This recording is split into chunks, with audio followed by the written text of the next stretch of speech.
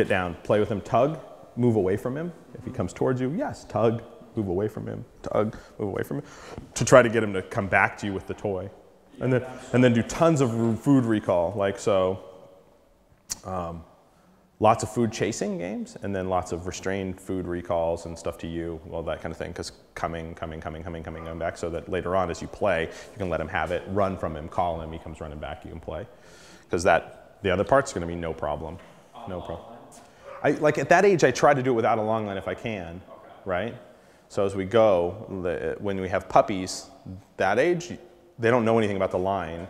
So if you go someplace where you can't let him run around, you can put him on a long line to keep him from running away.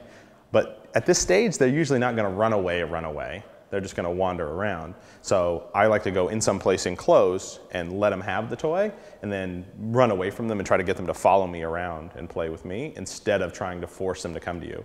Because at this stage, if you try to pull on a line, he's just gonna fight against it and then he's gonna drop the toy and you're gonna actually create more opposition. I don't usually use a long line. So if it turns out that I try to resolve these problems with puppies pre-teething, just in play when they're loose. And then, after I've done my leash pressure work and stuff, and they're 6 or 7 months old, if I'm having problems then, I put a line on them and a pinch collar, and then we talk about coming back with the item.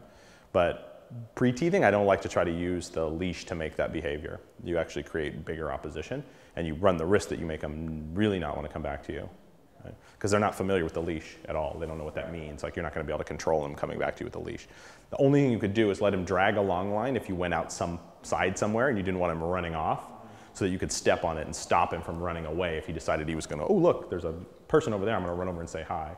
You could stop that. But most of the time I try to do it with them free. You see, I get down on the floor, like this is a great thing to do in your living room. Just take a soft toy, play with him, tug with him, and then let him have it, and then just drag your hand along the floor. And he sees your moving hand, and when he comes towards you, just go yes, and grab it and wiggle it again and move your hand away. Get him to try to follow you, kind of thing, so come right up to you. And then when he does, you mark it, yes, you reach down quickly, grab it, tug quickly, and then immediately let him have it again. Say like, hey, if you want to play, you got to bring that thing to me.